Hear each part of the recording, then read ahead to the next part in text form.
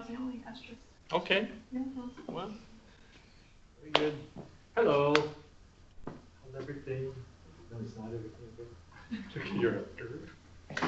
Very nice. So we'll pick up from where the last class we had a very nice discussion of two very basic case studies, but I think, you know, and I tried to, especially in that one, the next ones, I think we're gonna, next week we're going to have, I think it's going to be the labs and the discussion, whatever that you.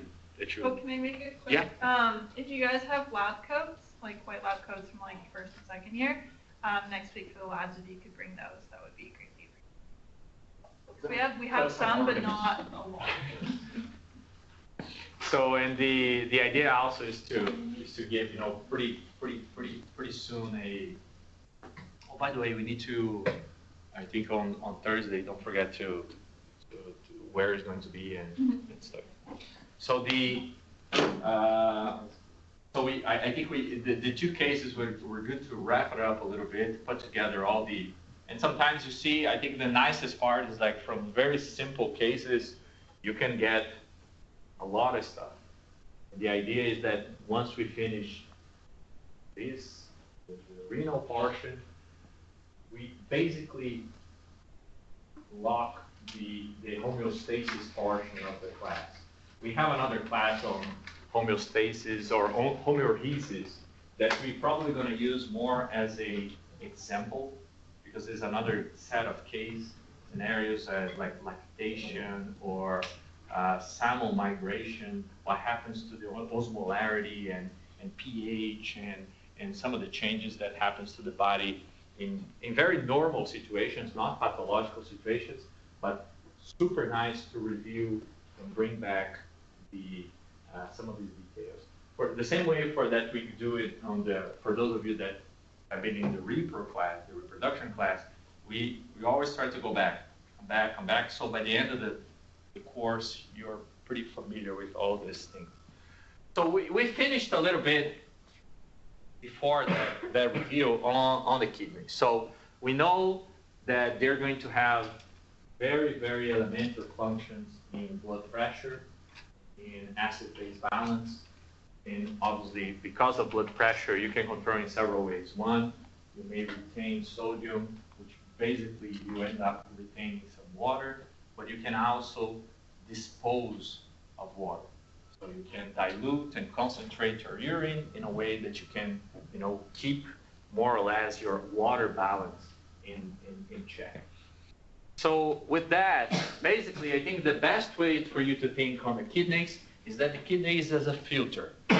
The only difference is that it is a filter surrounded by there's a big pipe that goes through a filter that reaches another pipe, but this pipe here of the filtered solution have ways to get out of that one and return to the initial pipe, or to be retained in that pipe, which is the tubule, and then eventually become urine.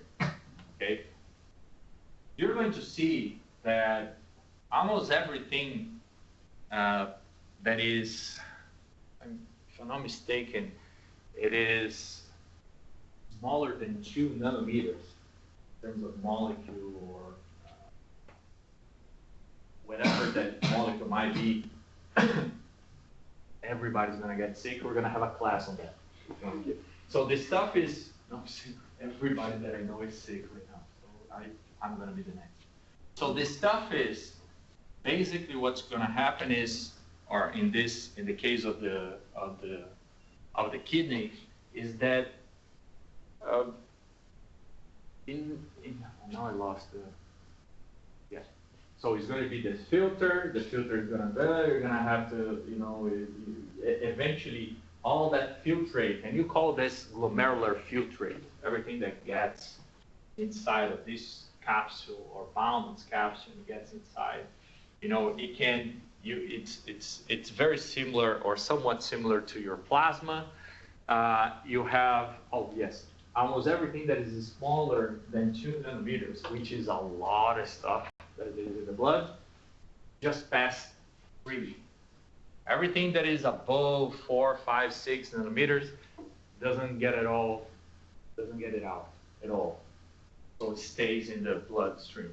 So everything that is a cell, and everything that is albumin size, which is one of the most common proteins you have in your blood, never or shouldn't go to this tubule. So you're not going to filtrate those things. So bigger proteins and cells do not pass through.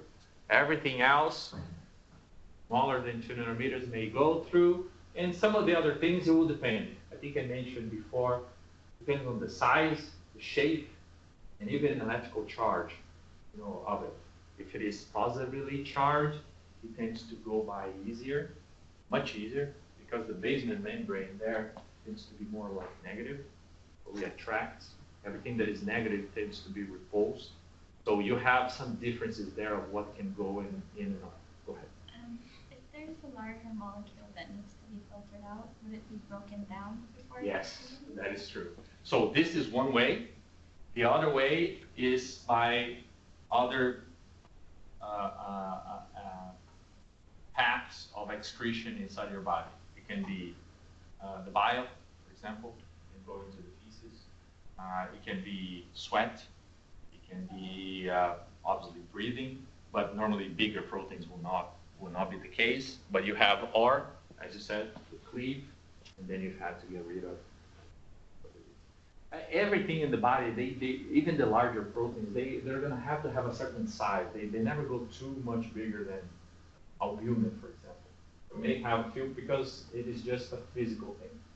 You're going to have proteins that are a certain, which is a lot, which is already big enough, but they have to follow a certain size thing. So all of this, it goes.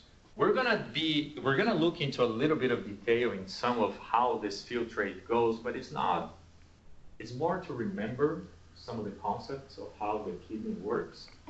But generally speaking, imagine that, I think the other thing is like you have this tubule here and this blood vessel here that goes here inside of the Bowman's capsule that we call glomerulus, and then you have the exit vein here.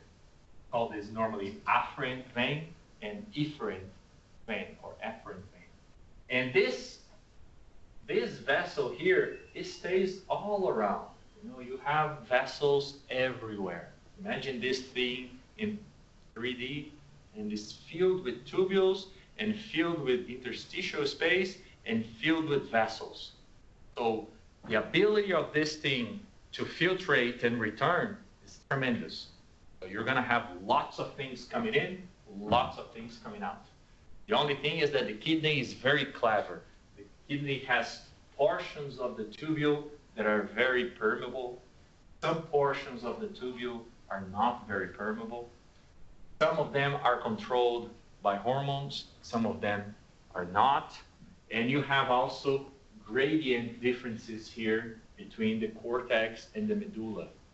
Okay, so one of the things that happens, a lot is that normally this portion of the medulla is very saturated, which basically means the tendency is always to pull water to the interstitial space and retrieve that water. Sometimes what you do is you close the gate or open the gate of that white tubule in order to control what comes in or how you want to get in or out. Would trauma to the kidneys be fatal because it has so many blood vessels and stuff? Well, that is actually true for almost all organs, like the lungs. Lungs is one example. It's highly vascularized. Almost all the other organs will be vascularized. The problem with the kidney is really like when you start, if you have like pretty bad damage to the kidneys and you have kidney insufficiency, then you start to run into trouble. Every time if it is not something infectious or something that really, really bad to your nervous system, you're always worried about the kidney and the liver because they metabolize and excrete so much stuff inside of you. that once they stop working, you have like a variety of problems, like super bad problems that needs you to make blood transfusions all the time, that leads you to do a lot of other things, because biochemically, your lungs, your liver, your kidney, from a biochemical perspective, will be deemed. They will control a lot of stuff. Okay, some of these names here: convoluted, proximal tubule. You don't need to say convoluted, but proximal tubule, distal tubule, the loop of Henle, the collecting tubule, cortex, medulla, glomerulus. This is the basic 101 of the kidney. So as I said, you have this thing, or you have that blood coming in, going inside to the Bowman's capsule, going outside. You're going to see that that unit, that's the other part I think this is just actually an example of how much you end up having on the glomerular filtrate. This is the name that we give to all the fluid that comes to the inside here. We call glomerular filtrate. Okay, and everything there then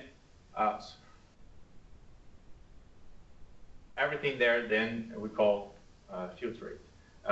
This filtration rate is just a way in which, when you do tests for kidney efficiency, that's how much you can produce of urine, or can uptake from the plasma from the glomerulus filtrate. It is basically meaning if a dog as small as a beagle can produce almost 55 liters of glomerular filtrate, it basically means that 99% of the stuff is actually returning to the blood. So it really is filtrates everything and returns a lot, okay, in normal situations.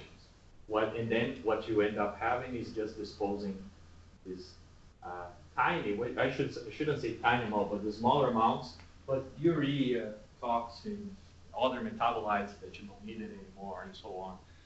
Metabolized external drugs that you took, or even the actual hormones that you have, you always have to metabolize and get rid of. So the kidneys will do a pretty big job of that. This stuff, and I'm going to show the other picture, and this is the part where this meets a little bit of your circulatory system, because we're talking about pressure. A lot of the controls, a lot of the things that the kidney, the third portion of the class, will have to do with pressure. How does it understand, or how does it perceive pressure? The same way that we can perceive increasing amounts of CO2, or we can perceive temperature, increases or decreases. Our body is filled with sensors. But what is sensor? What do you mean by what do you mean by these sensors? It is just cells that can be very, very sensitive to changes, and they're specialized to one physical characteristic or a biochemical characteristic, and they can send signals to other specialized cells that can then either produce a hormone or trigger a neuroendocrine pathway, whatever that is, for self-control. So if your hands are in something very, very hot or very, very cold, automatically it's a neural signal. Some of the neurons there will sense, you automatically remove. In this case, what you have is like some of these pressures will be sensed, by actually this portion here of the kidneys.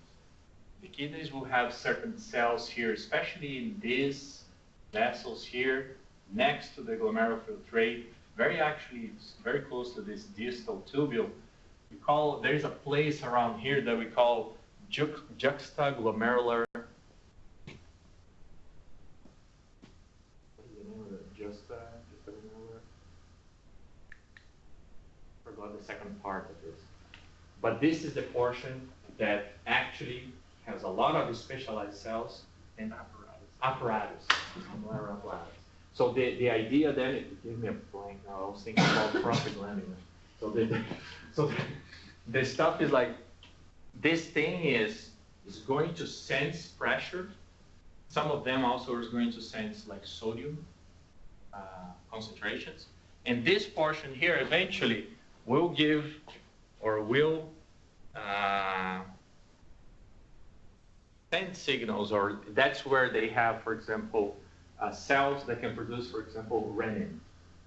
That is the first hormone that will then eventually free vasopressin or aldosterone, and you're going to control sodium uptake and so on inside of your body.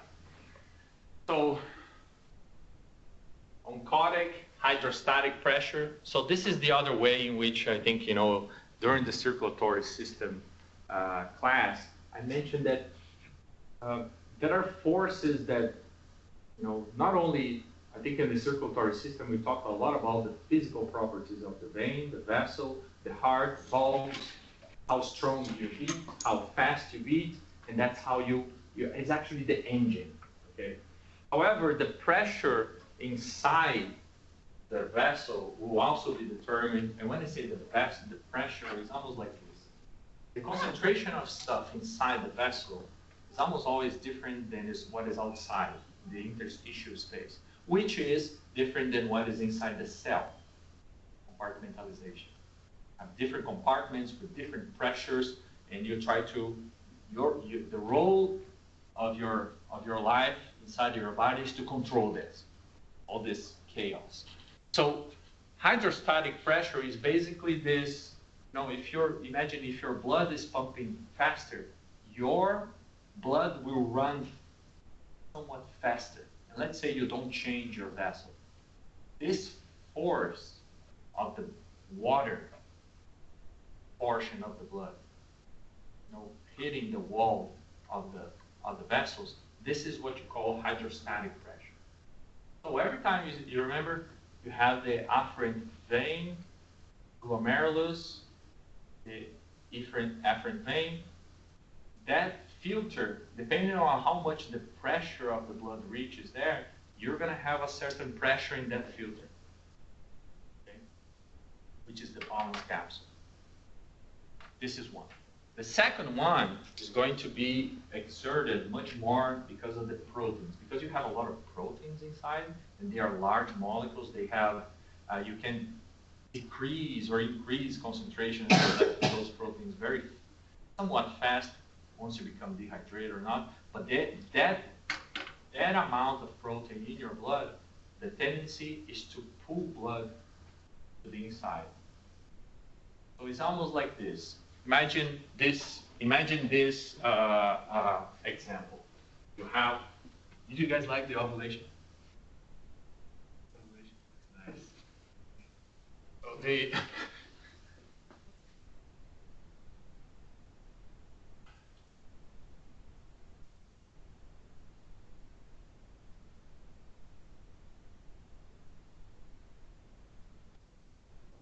pretty good. So imagine that you have your afferent vein here, and then you reach here the Bowman's capsule, the glomerulus, and then you have the exit here. And on top of here, you have the Bowman's capsule, and then here it goes to the proximal tubule and so on. It comes here with a certain pressure, comes out of here with a different pressure. But here, what happens is that as it reaches this point and you have fluid coming to the inside, what happens to the blood? How do you think the blood will come out here? Imagine that all this, okay, what is passing through this? Have blood. What is passing through that? Basically, water and small molecules. Everything that is cell and large molecules stay here. So basically meaning they are going to come out here. right? How do you think this blood is? We're talking about a very microscopic view here. Let's say this is the regular blood. But what about here, right next to it? It'll become more viscous because we're inside. Excellent. So it's going to be a whole lot more dehydrated and with large proteins in there, which basically means there's going to be a lot of forces.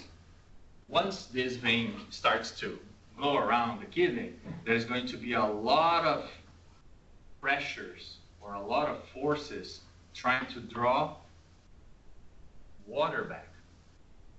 Okay? And this is caused by two things. One, it is the viscous thing. I think this is a good way to, illustrate in your mind. This is the oncotic pressure. This is the protein trying to draw things by osmosis. The other thing is the own hydrostatic pressure, because then the pressure in the interstitial space is going to be so much higher than the inside the cell, than the inside the vein, the vessel here, that the pressures will be, from a force point of view, is going to be to enter the vessel again. Okay? So you're going to have this oncotic pressure, hydrostatic pressure. Once you have a lot of this, you start filling this thing up. Obviously, you're going to have sometimes opposing forces here. But what happens is that you have either hydrostatic pressure going in the opposite direction, because you start to fill it up, the inside of this capsule, the Bowman's capsule. But at some point, you reach a certain equilibrium. The equilibrium is always to have forces more towards this side, at this specific structure to this side. So all this plasma will come here, and eventually in this distal tubule here, what's going to happen is that you're going to have this interstitial space with all the other, imagine that the vessel is going all the way here. Eventually what you're going to have is more water coming out and then being uptaken by the vessel. The stuff is, this is biophysical controls, pressures. What you're going to add to this, hormonal controls. Why? Because in order for you to transfer, for example, water, you have to get water from this thing here out. Does water just passes through cells? Can sometimes, in some depending on the transporter there, but it does need a certain transporter. Sometimes it can go in between cells. That's not very common, because you don't want something that is so porous, in order to pass by. But the other part, if it has to pass through the cell, we need aquaporins. We need actual transporters that are specific for water.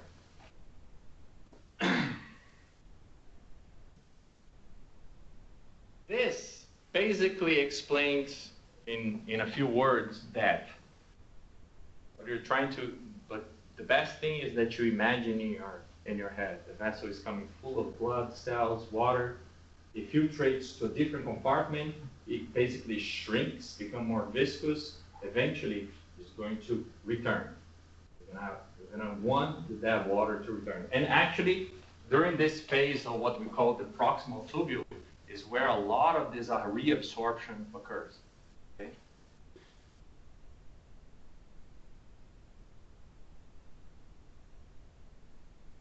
Oh, this picture here is awesome, because it's kind of actually crazy. If you think about this, this is an electron micrography, and this is the endothelium. So the water is coming from the vessel to the Bowman's capsule. You see how you have it's very thin, but it is actually a layer. There is a one side. They will go some of this portion here that is kind of nice is the following. Once this thing goes to this side here, and depending on the size that it goes, you can see that, you know, all this, the Bowman's capsule here, and even the endothelial cells here, they're going to have a massive influence on how you let those molecules go. That's what I said, you know, here, I don't know if I have here I would love to see, you know, what would be the actual size, but then you would understand better, like why so much difference between 2, 4, 5 nanometers. It does have a big difference. So all the things, this selective permeability here has a lot to do with this. First of all, cells don't go. Second of all, size, electrical charge, shape, all of this have great influence. But you see how electrical charge has a ginormous influence. You know, you have molecules that are positively charged, you know, how much easier it is for it to pass by, okay? This is one of the reasons, for example, even obviously, you know, does it matter for hydrogen ions, for example, cations? Not necessarily, because it is an atom, like so small. You would pass it anyway, okay? But does it facilitate? It does, okay?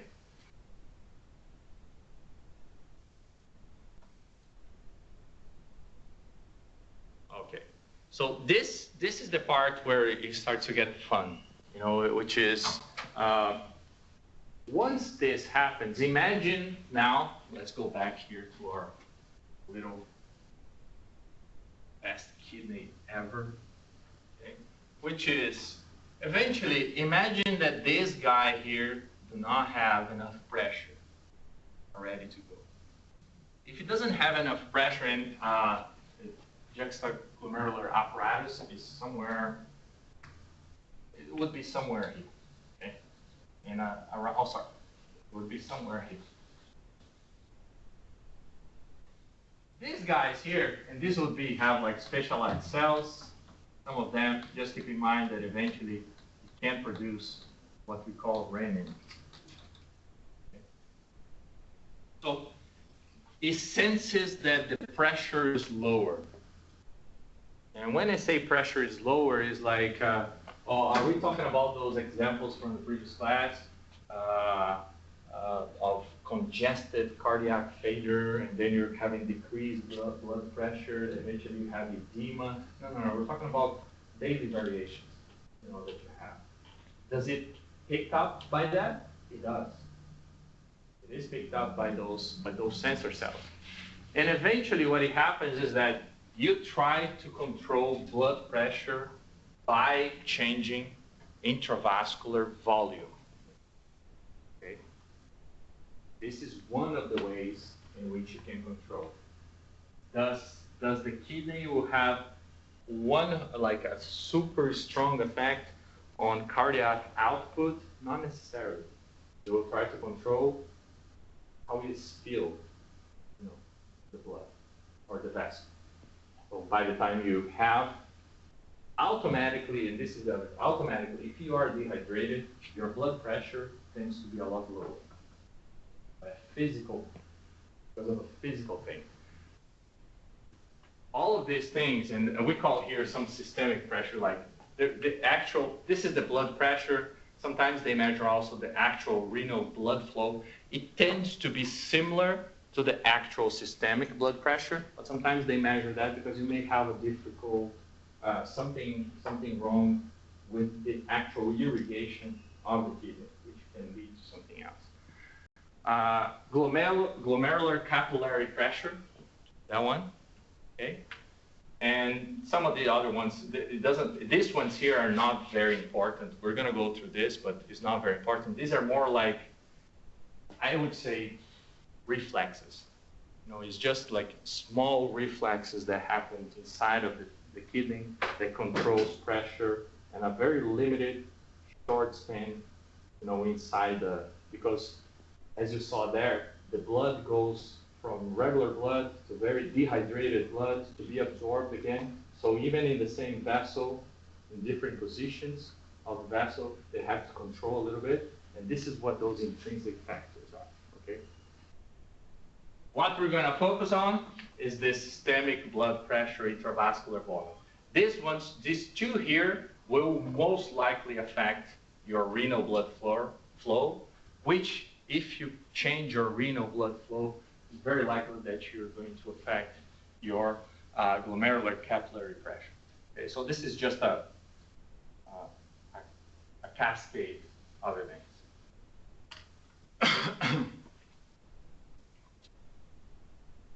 So, renin, angiotensin, aldosterone. So this, same way that you have to know up and down, back and forth, the hydrogen, the carbonic acid going to one way to the other in terms of acid-base balance. You're going to need to know this by heart. Okay, so once you have this decrease in blood pressure or perceived decrease in blood pressure,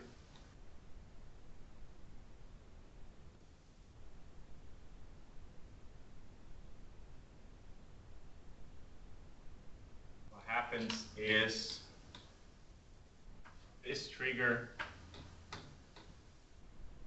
the production of renin by those cells in the kidneys.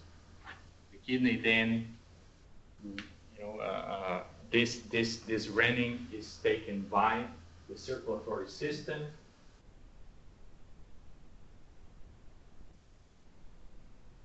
It goes to, like the second part, it goes to the liver.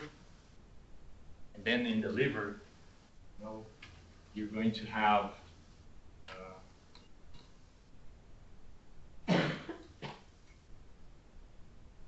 angiotensinogen.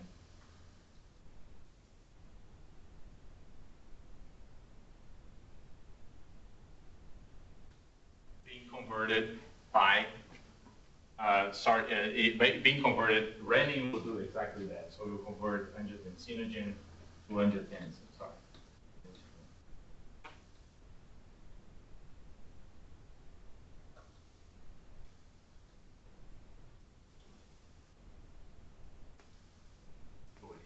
Okay. This angiotensin 1 then goes to the lungs.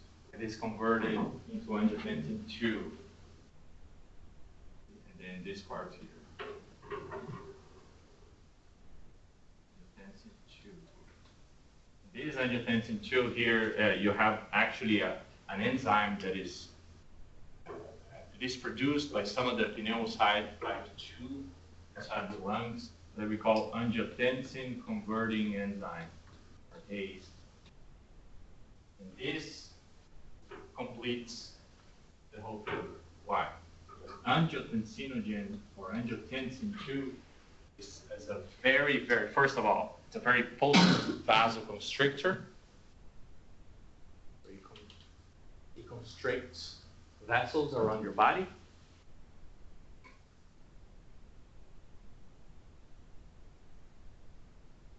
One causes your blood vessels to decrease in diameter.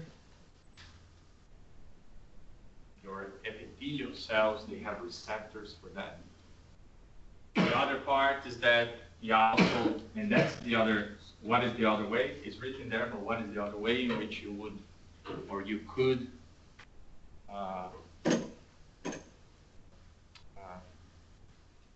change pressure? I mentioned it at the beginning of the class that we wouldn't try not to use that as an example to change the vessel diameter, but it does, of course. But what is the other way? Change pressure then?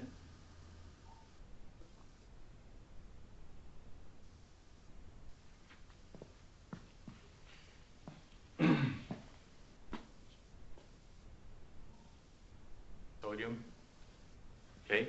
So, and sodium is done, in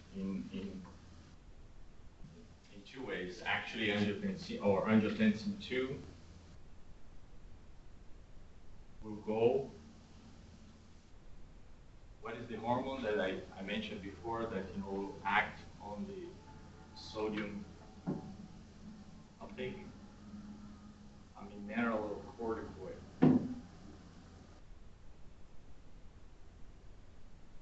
The adrenal gland. What are the hormones produced by adrenal gland?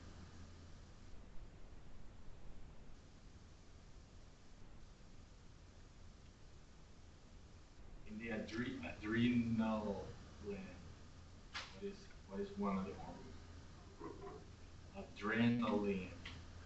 Okay, good, nice. We're getting there. So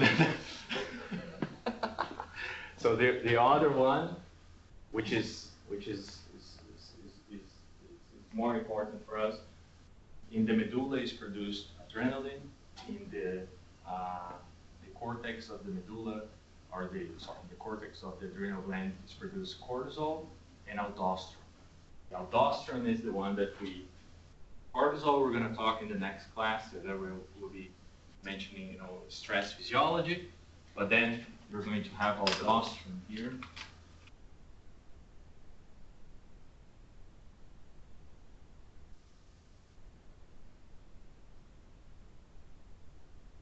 This aldosterone will help with sodium uptake.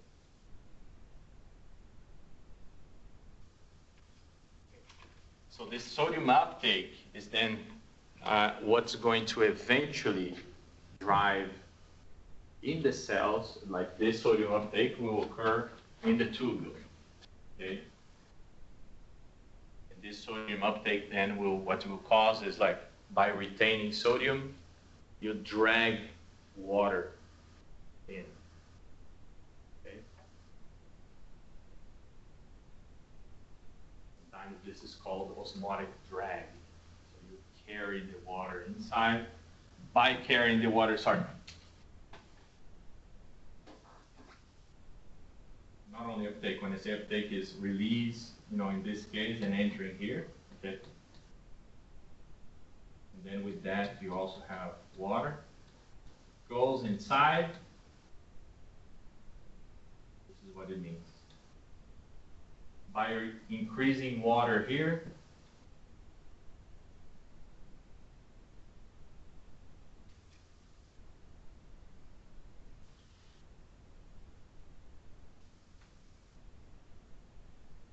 by increasing the volume inside the vessel, you increase pressure. And with that, you continue to maintain pressure at a certain amount that is compatible to life. This occurs every day, several times a day. Your system does that often. So the sodium's increased in the afferent tubule, or afferent blood vessel, not the proximal. No. Yeah. So we're going to go later into the details, but it's basically, at this point, is just removing the water and the sodium from the tubule to the inside the endothelium. Okay. Yeah. Yeah. To me, we're going to go to the positions where it is not exactly the most important, but it's good to know that. The other part is vasopressin also tends to have like a pretty good effect here. This one here also induces what we call it's arginine vasopressin. This thing here goes in and tends to have a big effect also on constriction of vessels. So it is a dual threat. So it goes into decreasing or inducing changes in vascular diameter, and at the same time increasing sodium and water uptake.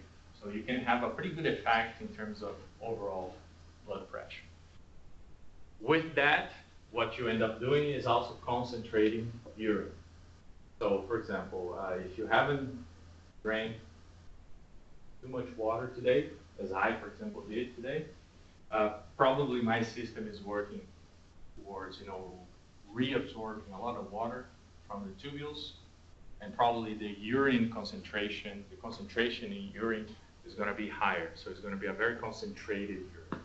So this is the overall thing. Once this happens, and your overall pressure goes up, eventually this vessel here goes to the heart, it comes back to the single nephron. Once that happens and all of that happens, your blood pressure probably went up. And by the time you went up, you have then a negative release or negative feedback on renin, and the system goes back to normal. So you have that thing going on. If we have, or if we go into the example of after knowing this, okay, a much better draw figure than mine, okay, in the slide, but still pretty good. So you go, renal perfusion is lower, on the blood pressure is lower, increase renin, angiotensinogen to angiotensin 1 in the liver, angiotensin 1 to 2 in the lungs, and it goes into vasoconstriction, aldosterone release, sodium and water retention. So they all act a little bit together, a little bit in isolation, but overall speaking, those are the two major things that we'll do. Increase blood pressure, increase renal perfusion, and eventually you're going to have negative feedback. So very, very, very straightforward. Need to know this, okay? So from a theoretical point of view, having, I know it is simple, but it starts to accumulate, knowing all those little things that can control blood pressure, resistance, distance, all those little things from the circulatory system, getting to know this stuff that, this we're going to add on top of this. So this is the first example of how the kidneys might start to mess with minerals. Okay? And minerals, at the end of this class, what I want you to understand from minerals is that they are ions around. And they have electrical charge, and you need to have some sort of electrical charge inside and outside the cell. Your body, what it tries to do, some of those electrical charges are actually more important than others, some atoms, basically because of volume. You have more minerals than others in your body. You have a lot more calcium than selenium. So some minerals matter more than others. At the end of the day, they need to be in a certain balance. Oh, does it include hydrogen ions? Yes, it does. Oh, does it include phosphorus? Yeah, it does. But this is the first example where you do have, the second example, sorry, where you start having very big changes in some of the ions. Once you do that, for example, generally speaking, you're going to have to do also control for that. So if you're bringing a lot more, probably sodium ions, eventually you're going to have to bring some anions. So maybe you bring a little bit more chlorine with it, or you bring some other negatively charged with it.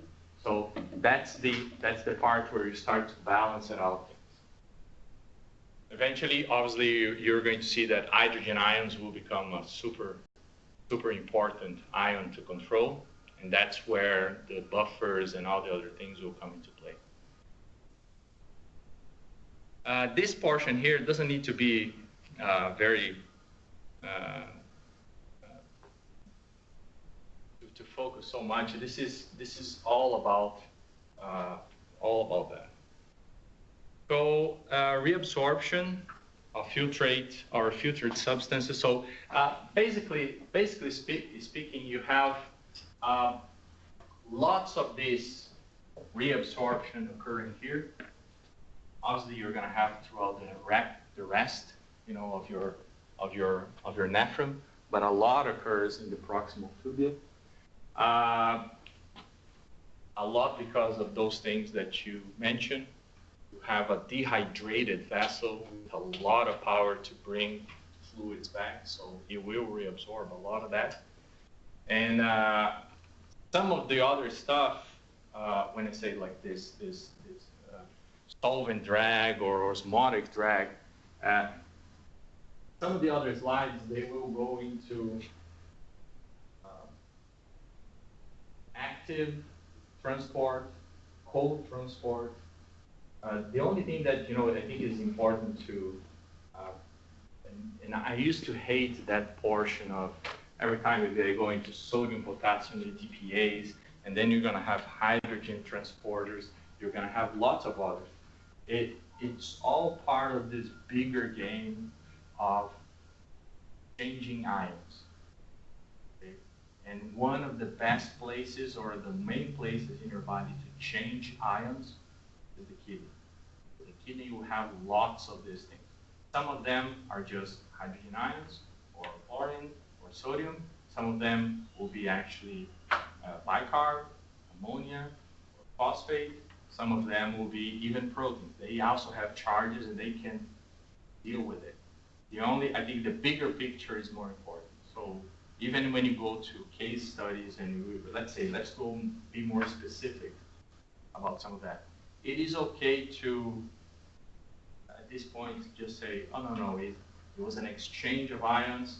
It happens this way. They don't necessarily need to know exactly what the transport is and so on, but you understand why you're doing that. Is that okay? Yeah. Pretty good. Let's do this. Let's take a little break before we move, and we'll go from here.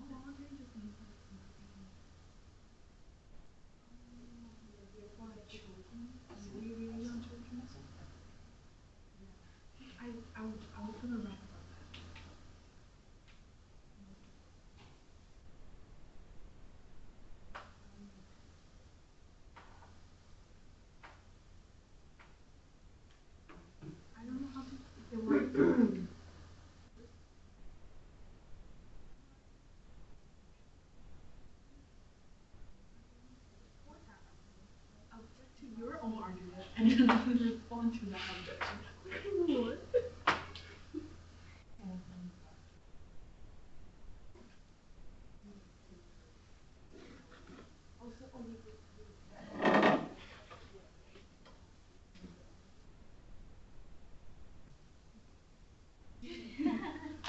First, is there more room? Yeah, and then.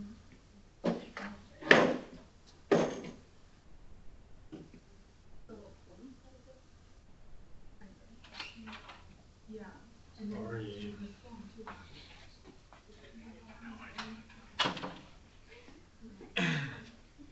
And this.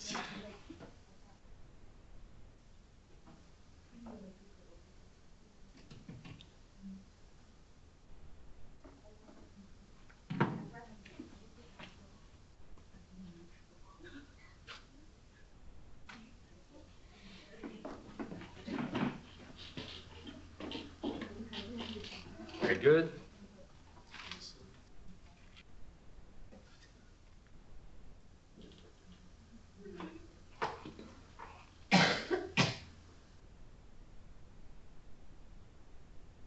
So now we're gonna go to the second part.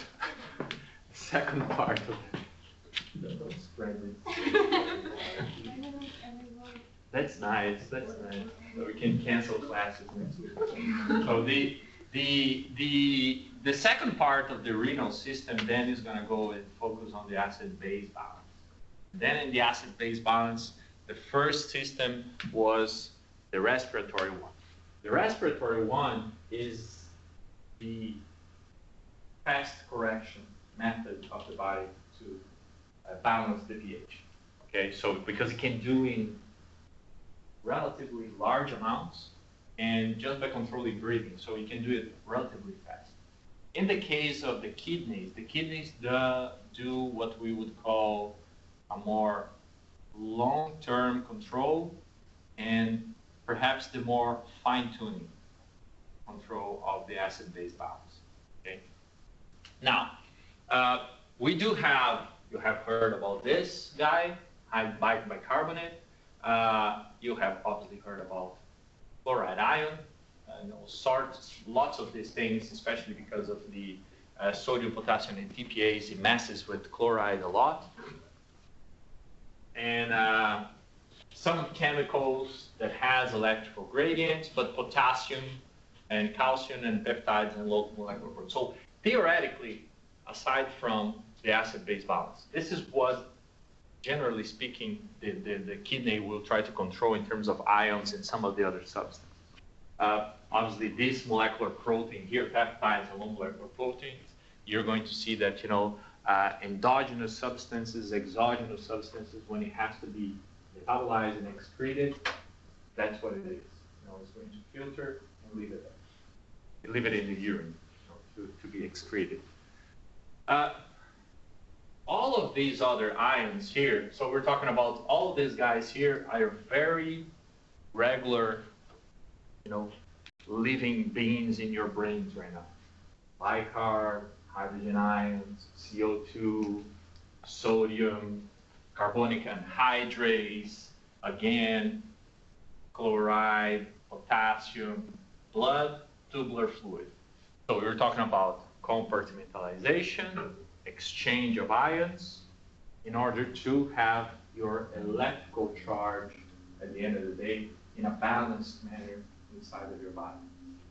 Again, is inside of your body, your next question at the end of the course is like, where specifically you're talking? Is it inside the cell? Cell is trying to, normally is almost never we talk about inside the cell. Why? Because inside the cell, they have to have such a fine control of the electrical charges that your sodium, potassium, and TPAs, I think I mentioned in one of the classes, you spend 60–70% of your energy doing this. The cells are crazy there trying to maintain a very, very nice electrical difference between the inside and outside the cell. That's a given. The rest is really how you control in the blood and how you control in the tubular fluid, for example.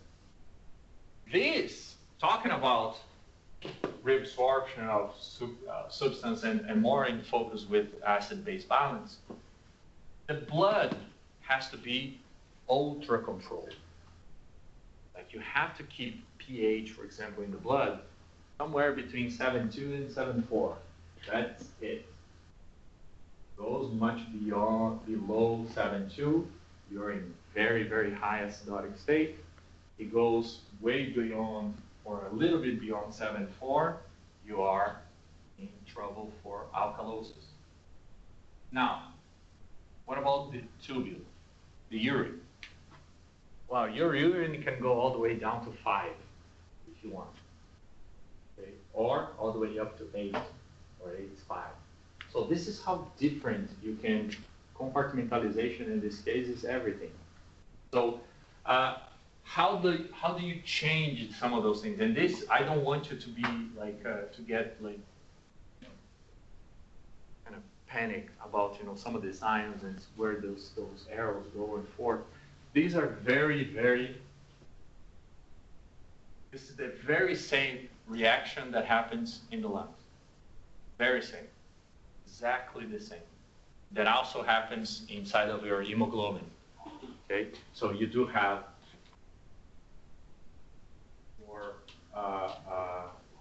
bicarb, you have an hydrogen ion, put it together, it goes into water, the other one is CO2. The same goes here. So you're trying to control a little bit. Theoretically, or normally speaking, what you're trying to do is get rid of these hydrogen ions. So not necessarily they are going to come together here and say, oh, let's bind with some stuff that, yeah, but do you have bicarb in your urine? Yeah, you do have some. Okay, but you try to have a lot more here. Okay, a lot more here. So this is the kind of stuff. Does it happen inside the cell? Yes. And then you're trying to what? Get your bicarb and bring it back to the blood. Okay. Are you trying to get these guys here and get rid of this? But in order to get rid of this, you have to uptake some sodium. Why? To counter. And then you start going up and down, up and down, up and down. Chlorine goes up. Why is chlorine here going in? Because bicarb is coming out. So you have to balance it out. And it goes, okay? So that's why you end up having potassium chloride, sodium as bigger ones. Obviously, because of the water and CO2 that is needed, in order to, the bicarb and the hydrogen ion, they tend to have a much, like an enormous role in the kidneys as well. However, you're going to have to understand that anything here, theoretically can be captured by something, or the hydrogen ion is almost something like this. In order for you to really get rid of it, you need to be captured outside. Theoretically in the tubular fluid, yeah, but you have to be captured somewhere, because the hydrogen ion theoretically can go up and down too if you want to. Not that it can go freely through membranes, but you can have ways of coming back. So one of the things that it does is like anything that can capture this guy becomes what? A buffer. Okay? So the buffer, independently if we talk, it is bicarb, it is phosphate, it is ammonia, it doesn't matter. Like name is now, what you have to keep in mind is what? I need to capture hydrogen. So as long as there is a spot in that molecule to capture an hydrogen ion, it is a buffer. Okay?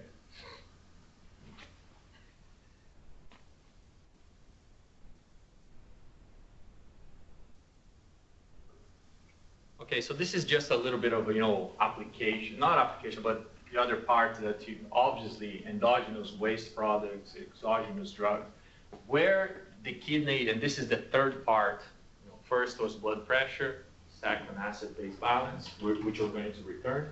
But the third one, it is this secretion of these waste products, where we're going to return a little bit of this once we start talking about treatments.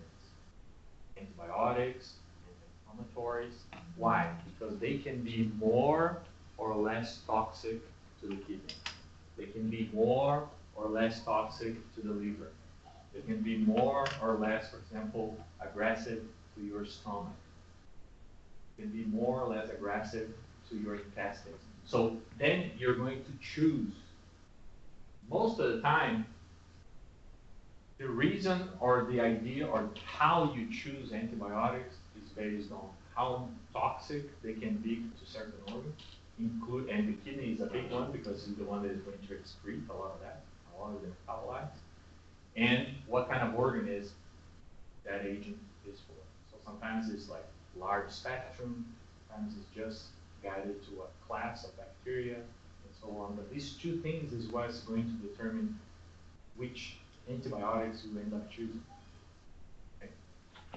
So that's what we're going to be done, you know, later. Some of these other things, practical application, like urine testing, of course, if you have taken drugs or, you know, some other things, either for pleasure or for enhanced performance. Today, blood tends to be the primary fluid in which you'd like to test, but urine is by far the most common, okay, because you're always going to have some sort of metabolite from that drug that you took. Sometimes they do, you know, to estimate renal plasma flow. This is just to estimate if your kidneys are functioning well, okay, because some of the this para-aminohippurate, for example, is very used in for example, in experiments to detect blood flow, because you keep adding into the concentration of your bloodstream, and eventually you're going to have a certain concentration in urine. Why? Because this is the kind of molecule that passes through it. Everything. It's not metabolized. It goes to the urine. So eventually you can have an estimation. There are calculations that you can make, but it's mostly for research and sometimes for clinical purposes. Other part, for example, that tends to deal with antibiotics. Sometimes you tend to, or you try to use antibiotics that can pass through the glomerular filtrate and not return. Why? Because if this thing goes all the way to the tubule, collecting duct, and it goes to the ureter, and it goes to the bladder, it means that sometimes if you do have an infection in the bladder or in the vaginal canal, for example, or in the ureter or the urethra, sometimes what you want to have is what? Antibiotics reaching that part of the body, the lumen of your bladder, or or the lumen, for example, even of your digestive system. But in this case here, the lumen of the bladder. Have you heard about, for example, that cranberry juice is good for urinary infections? Why? Because it goes through, like, the substance, the molecule that is favorable to decrease bacterial growth actually goes from the bloodstream. All of it goes to the glomerular filtrate and go to the collecting duct and go to the bladder. So it acts there. Okay, so you have ways to test how much that is. In terms of urine concentration and dilution, a lot of that will also happen in the Henle's loop. Lots of reabsorption here, then some of the fine-tuning later in terms of dilution or concentration of the urine. Okay? What is this? Okay, so that's That's basically the way. The only thing that is, I think, is worth noting in this slide is basically that yes, water balance will have a lot to do with the pressure. That will have a lot to do with all those things that you said. Eventually, one of the other parts is like if you are having a dehydration, your cells will be a little bit, even the cells from the kidneys will be a little less or a little more like what you call shrinked. As if you have water, what you call water overload, you drink a lot of water, your cells will be more engorged. So this actually will signal. Obviously, you might as well have effects on the blood pressure. That is all with the aldosterone system. But at the same time, part of how the blood and the interstitium controls if the water can go through and go back from the urine. For in this case here, you're talking about what? You're keeping the water in the urine. You're diluting the water. In this one here, you're concentrating the urine. Okay, so in this case here, you're more likely to be dehydrated. In this one here, you will be more likely to have what? Overload. Okay. So in situations, the only thing here is that they mention here antidiuretic hormone, which is also vasopressin there. It is just a way, in which the body tries to retain or dispose of more water. Okay.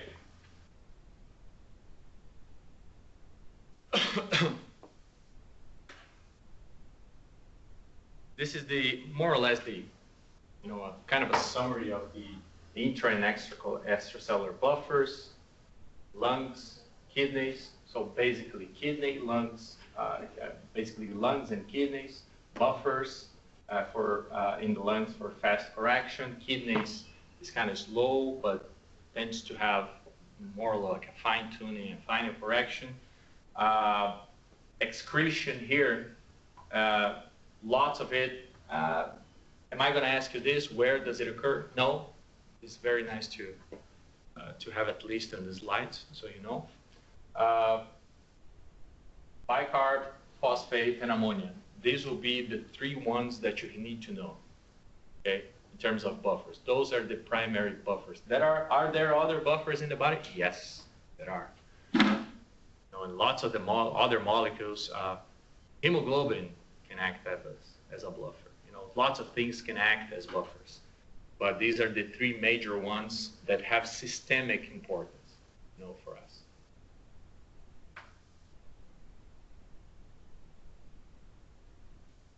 I mentioned here, so one of the major or the most important things is that the hydrogen ion needs to be captured.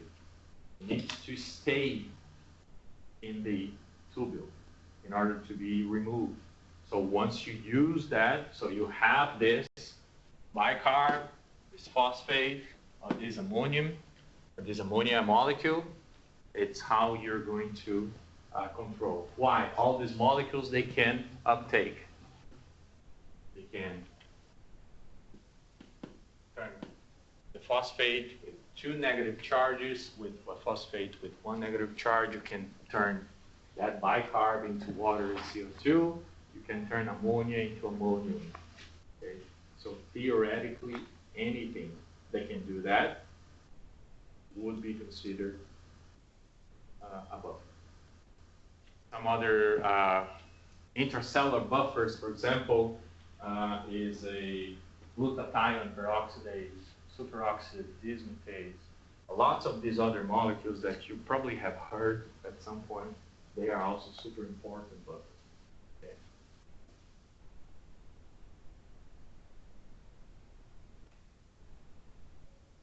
And okay, so we'll continue from that because this is going to be basically the next one. The next slides basically what it does is it gives you a little bit more of detail on how these exchanges happen. Much more likely for me to chart or to make you know or to get have you to know this, then this. But sometimes, just as I put it in there because I think it is just a good exercise for you. Go into the slides, try to make sense of where things are going. It's pretty simple, but it helps. Okay. Pretty good. So I think we're done. Next class, then we start with the immune system. And then so with, I think, let's see, maybe in the next, we could have maybe a discussion in the next class, or maybe I'll leave outside, like if you can go to another clinical case, and then we review again this with the kidney and digestive on top, and then we go to the next one, because the next one then we start, or we may go into the homeohetic, changes that we can also review, go back and review. But the next time we do that, I'm gonna send to you a material, and then you can come back with something already thought of, and then we can discuss it. Next week, then Janet and Augusto will give labs. We might have also some discussion of cases, but on Thursday I'll give you the exact place and where we're going to do this. Okay? Thank you guys.